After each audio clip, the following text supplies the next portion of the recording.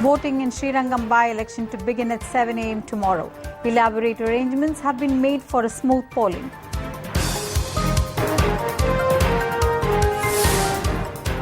A 150-member fishermen team to be sent to Sri Lanka to retrieve the 81 boats as a result of the ceaseless efforts of Ms. Jaya. Expenses to be borne by the Tamil Nadu government.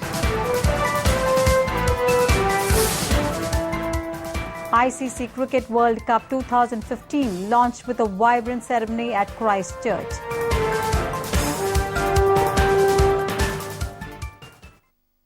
The news in detail. The electronic voting machines have been sent to all the polling booths in the Srirangam constituency in the wake of the by-poll scheduled for tomorrow. The voting will begin at 7 a.m. in the morning and conclude at 6 in the evening. Holiday has been declared for schools, government departments, public sector and private sector firms tomorrow. 322 polling booths have been set up in the Srirangam constituency for the by-polls. 50 kinds of paraphernalia, including the EVMs and the indelible ink kept in the Taluk office of Srirangam, was taken to the polling booths under full security. 1,527 personnel have been pressed to take care of the election duty. 10 CISF personnel from 31 flying squads have been involved in service. For the first time, tabs are being provided at the polling booths to update the votes registered. காவல்துறை வருவாய்த்துறை உள்ளிட்ட அலுவலர்களோடு போதிய பாதுகாப்புடன் அனைத்து பொருட்களும் மையங்களுக்கு அனுப்பப்படுகிறது. 322 மையங்களிலும் தேவையான அடிப்படை வசதிகளும் செய்யப்பட்டிருக்கிறது. After the polling, the EVMs will be kept in a private engineering college with 3-tier security. The Election Commission said around-the-clock supervision will be conducted with the help of CCTV cameras. The votes will be counted on the 16th of February and the results will be announced with immediate effect. The Indian High Commission in Colombo will be filing petitions in various Sri Lankan courts seeking release of 81 boats of Indian fishermen, even as the Tamil Nadu government has sent officials to the island nation with necessary documents. A Tamil Nadu government press release today said that the fishermen from the state are being arrested frequently by the Sri Lankan Navy on charges of crossing the international maritime boundary lines for fishing. And the Tamil Nadu government has been constantly taking measures to get the fishermen and their boats released from the Lankan custody. But over the past few months, the Lankan government was not releasing the boats seized by them from the Tamil Nadu fishermen, the release said. The release recalled the letters written by the People's Chief Ms. Jaya, one in June 2014 and the others on several other occasions to Prime Minister, urging him to take immediate steps to get the boats of the Tamil Nadu fishermen released from the custody of the Lankan government. An unanimous resolution was passed in the Tamil Nadu Legislative Assembly on the 5th of December 2014, urging the central government to take necessary action to get the boats of the Tamil Nadu fishermen freed, which were impounded by the Sri Lankan government. The press release also noted that the Chief Minister of Tamil Nadu also brought this resolution to the attention of the Prime Minister. Following this, the Joint Secretary of the Ministry of External Affairs of the Government of India said talks with the Ministers of External Affairs of India and Sri Lanka to discuss on the fishermen issue was held, and it was advised that the owners of the boats can approach the officers in Sri Lanka to get their boats released, and they can contact the Indian High Commission in Sri Lanka for the same. Following this, the Secretary of Animal Husbandry, Dairy and Fisheries addressed the issue to the Indian High Commission in Sri Lanka through a letter dated 4th February 2015. This issue was later taken up with the officers at the elite level, and also requests were placed to take swift measures for the immediate release of the seized boats of the Tamil Nadu fishermen in the custody of the Sri Lankan government. In response to the letter received from the High Commission of India in Sri Lanka, the Secretary of the Tamil Nadu's Department for Animal Husbandry, Dairy and Fisheries tendered his reply on the 9th of February 2015. In his letter, the Secretary said on earlier occasions the release of the boats was made simultaneously with the release of fishermen in order to ensure that their livelihood was not affected. Hence, the government of Tamil Nadu requested to take up the matter once again with the Sri Lankan authorities to release the boats without insisting or filing any applications in the court.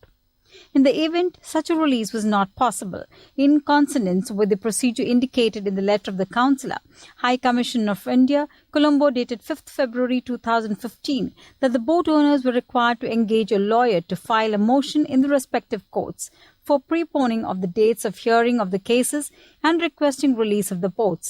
It is requested that the arrangements may be made to engage lawyers to take up the matter at the Sri Lankan courts for an early release of the boats, and the legal expenses for the same will be borne by the government of Tamil Nadu. Based on this, the Indian High Commission has appointed advocates T. Vinodhan and Joy Mahadevan to appear in Mannar Court and Parthithurai courts respectively. The Indian High Commission in Sri Lanka, in his email dated 11th February 2015, said that he will be filing petitions from today, the 12th of February, seeking the release of the boats of Tamil Nadu fishermen in various courts of Sri Lanka. In consonance to this, the power of attorney obtained from the owners of the boats will be sent by the Tamil Nadu government to Sri Lanka through the Assistant Director of Rameshwaram Fisheries Department and Fisheries Inspector, the release added. The 81 boats of the Tamil Nadu fishermen released by the Sri Lankan court will be under the custody of Tamil Nadu Fisheries Department. Following this, with the permission of the Government of India, a 150-member fishermen team will be sent to Sri Lanka to retrieve the 81 boats. The team will repair the damages of the seized boats and will bring it back to Tamil Nadu with the help of the Indian Coast Guard, the release said. Also, the expense for the fuel, food and repair works will be borne by the Tamil Nadu government, the release added. The double standards of the DMK in the shifting of the government law college have been brought to light. It was during the erstwhile regime of the DMK, the GO to shift the government law college was issued, but now Stalin was instigating the students to hold protest against the shifting of the college, which has raised condemnation from the general public and those from the legal circles. A commission headed by retired Justice Shanmugam on shifting the Dr. Ambedkar Government Law College in Paris was informed during the erstwhile regime of the DMK. The team which inspected the college building situated within the campus of the Madras High Court said a situation of space constraint has taken place due to the growing number of undergraduate students pursuing law and the necessary amenities were not available in the building. Hence, Tambaram, Ennore and Poonamalli were identified for colleges to shift the UG students. And the college within the High Court campus will be dedicated for PG studies, the Shanmugam-led team submitted in its report. The DMK government, which accepted the findings of the team, tabled it in the Tamil Nadu Assembly in 2009 and later published it as a government order on the 7th of July. The entire process happened in 2009 when Karunanidhi was the Chief Minister and M.K. Stalin the Deputy Chief Minister. But now, trying to gain some political mileage, Stalin was prompting the students to hold protests. This has brought to light the double standards of the DMK, which is being condemned by the public and those from the legal department. சாணையை தயவு செய்து சட்டக்கல்லூரி மாணவர்கள் எடுத்து பார்க்க வேண்டும்.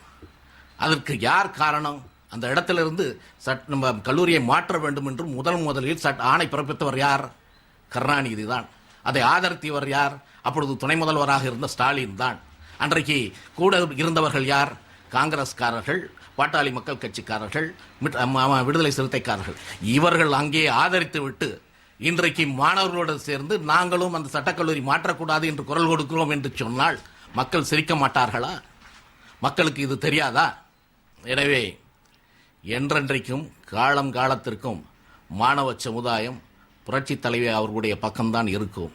புரட்சி தலைவியும் எந்த காலத்திலும் மாணவர்களுக்கு பாதுகாவலாக இருப்பார்கள். சட்டசபையில் இந்த சட்டக்கல்லூரியை இங்கிருந்து இடமாற்றம் செய்ய வேண்டும் என்று காங்கிரஸ், பாமக, திமுக அனைவரும் ஒருமனதாக அன்று குரல் கொடுத்து இந்த சட்டக்கல்லூரியை வேறு இடத்துக்கு மாற்ற வேண்டும் என்று கேட்டுக்கொண்டதுக்கு இணங்க அரசாணை வெளியிட்டது. இந்த உண்மையை மறைத்து மாணவர்களுக்கு இடையில் பாமக, காங்கிரஸ், திமுகவின் ஸ்டாலின் அவர்கள் பொய் பிரச்சாரம் செய்து மாணவர்கள் மத்தியில் குழப்பத்தை உண்டாக்கி அவர்களிடையே போராட்டத்தை தூண்டிவிட்டு வருகிறார்கள். அவர்கள் எதிர்பார்க்கும் இது போன்ற சதி செயல் நடக்காது. மாணவர்களையும் மாண்புமிகு மக்களின் முதல்வர் அவர்களையும் தமிழக அரசையும் எந்த விதத்திலும் பிரிவினைப்படுத்த முடியாது. JDU leader Nitish Kumar today alleged that Bihar Governor K.N. Tripathi's decision to ask current Chief Minister Jitan Ram Manjhi to prove his majority in the State Assembly on February 20th was designed to allow horse trading of MLAs. Nitish Kumar flew back to Patna today with his entourage of 100+ legislators. The Janata Dal United leader had demanded an immediate floor test to clear the way for his return as Bihar's Chief Minister. On Wednesday evening, Kumar petitioned President Pranab Mukherjee, parading 128 legislators at the Rashtrapati Bhavan to demonstrate that he has the numbers to back him. Hours later, Governor Tripathi rejected Kumar's demand for a special sitting of the Assembly for the trust vote and asked Manji to seek confidence of the House on the first day of the budget session. He has accepted Manji's request that the vote be held through lobby division or a secret ballot. Manji has refused to resign to facilitate Mr. Kumar's takeover. He has the avowed support of 12 of the JDU's 111 legislators. If the BJP's 87 and 3 independents support him, he will have 102. Nitish Kumar and his allies say they have the support of 128 MLAs. The CBI Special Court in Delhi has ordered former Union Minister of DMK A. Raja and Karunanidhi's daughter Kanimozhi to appear before it on the 18th of February in the illegal routing of 214 crore rupees to Kalinga TV from the Spectrum scam funds. When the case of 2G scam came up for hearing today in the special CBI court in Delhi, those alleged of corruption, including Kanimozhi, failed to appear before the court. Following this, Judge O.P. Saini ordered for the appearance on the 18th of February. Meanwhile, Himanshu Kumar Lal, the Joint Director of the Enforcement Directorate, said the account details submitted by Kalinga TV for receiving the 214 crore rupees had no credibility and that the Income Tax Department had already rejected their statement of accounts. He said the ED had the necessary proofs to support the same with them and urged the judge to include these as additional documents. The judge asked the ED to submit a separate petition with regard to their plea. A four-wheel drive 108 ambulance was deployed on Marina Beach from today. According to B. Prabhudas, head of marketing and hospital relations, the ambulance will help save time in handling emergency cases by the beach. He said that they have a total of 78 four-wheel drive ambulances across Tamil Nadu, primarily in the hilly regions and non-motorable areas. On Wednesday, one of these ambulances was tested on the beach sands and found it could go all the way to the coast. Based on its performance on the marina, the four-wheel drive ambulances will then be stationed at fishing hamlets and on other beaches, including the Besant Nagar and Mamalapuram, he added. Prabhudas said it would save both time and energy as the patient does not have to be carried all the way to the service lane now. With the holiday season fast approaching and tourists expected to throng the beaches, this service would be able to deliver quick care, he said. The ambulance is smaller than the regular ones but has the same facilities, including air conditioning, Prabhudas said.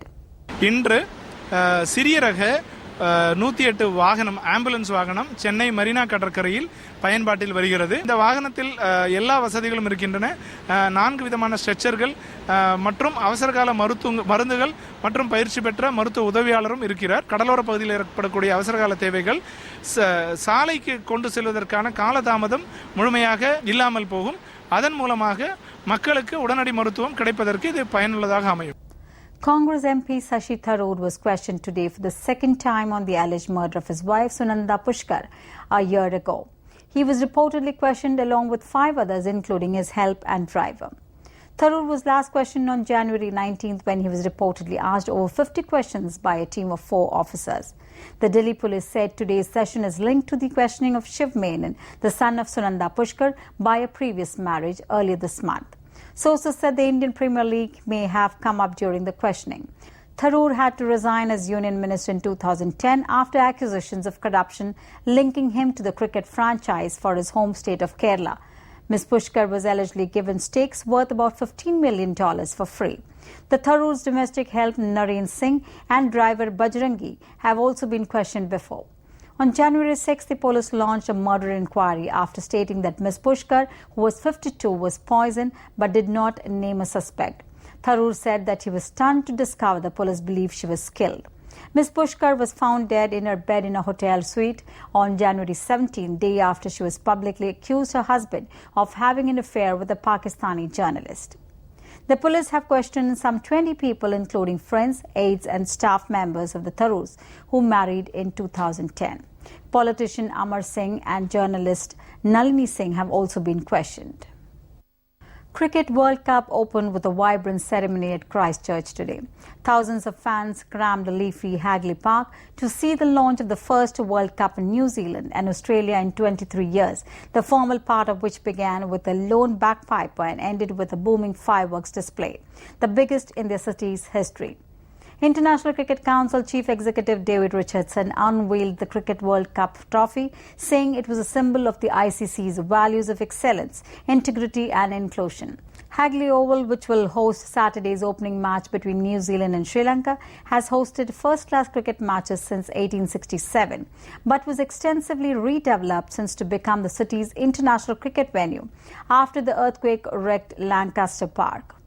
Today's ceremony, which set the stage for the 20th Cricket World Cup, celebrating the love of cricket and the cultures of competing nations, equally celebrated Christchurch's resilience as it literally lifted itself from ruins to host the opening match of cricket's four-yearly festival. As many as 80 children were joined by famous players in games of backyard cricket played on 4 giant ovals divided into 14 individual grounds, representing the 14 nations taking part in the World Tournament. The captains of the teams currently in New Zealand were presented to the crowd.